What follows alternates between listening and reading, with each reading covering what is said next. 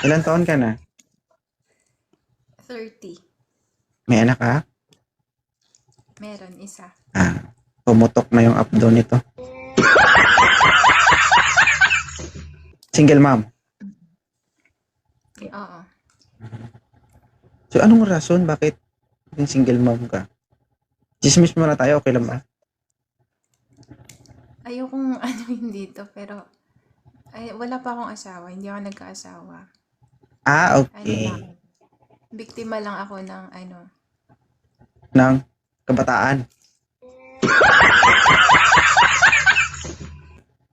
Ng? ang ganda. Basta biktima po ako ng po. Ay, sige, wag mo na pilit. Okay. Opo. Okay. Ano na yung ano ko ngayon?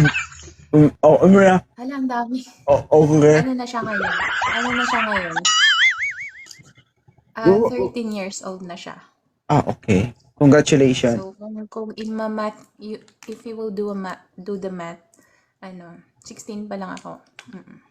Okay. So, Let's ano proceed. ba? Hindi, ganito na lang. Bigyan mo kami ng clue. Naging mapait ba yung karanasan mo? Sa mga panahon na yun? Mabait siya. Oo naman. Oo.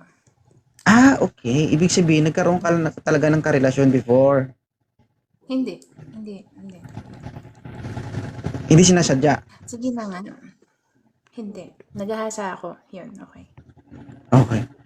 So, eto So, ano yan, kumbaga, kinalulungkot ko yung nangyari sa'yo before. Pero, ito yung matinding tanong.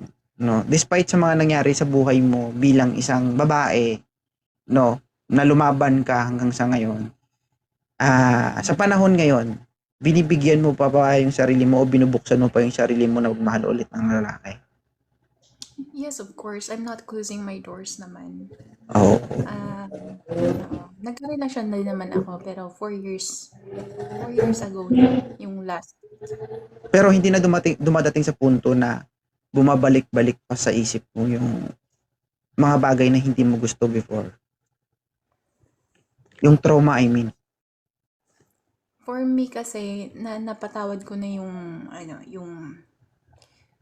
ganong pangyayari. Actually, siya, manliligaw ko siya dati.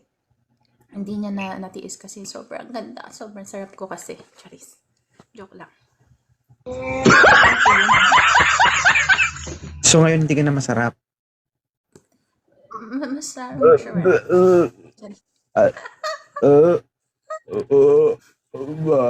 Mas lalong siya. Tama. So ano naman lahat ng nangyari sa buhay natin, masakit man o hindi, may purpose yan. 'Di ba?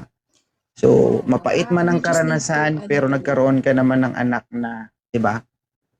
Oo. Yun yung magiging mo. Hindi ko siya tinitake as parang nagsisi ako. Like, parang tinitake ko siya as a blessing kasi kung hindi rin naman nangyari yun, up until now, siguro wala pa akong anak. Oo. Blessing yan Yeah. Tama yung ginagawa mo na nagpapakababae ka. Ang dami na nanonood. Bakit? Dami mga chismosa, Huwag kang magtaka, ma'am. Every night, ganyan sila. Dami chismosa. Alam mo ba, ma'am? Pero thank you so much, 2.0. I really appreciate na nakaakyat ako dito sa panel mo. Like, hindi ko talaga sinasadya, honestly. I was just do the scrolling lang. Yun ang hindi Pero naghahanap din ako ng majojowa. Guys, jowain nyo na to, guys, Pero guys, ito, na to. Ito yung babaeng masasabi na hindi basta-basta. No? Kasi sa karanasan niya, natuto na to Tama ba, ma'am? Kasi ma'am, kapag naloko ka pa, ma'am, ng isang lalaki, despite sa mga nangyari sa'yo, yun na. Isa lang ang tawag sa'yo. Ano po?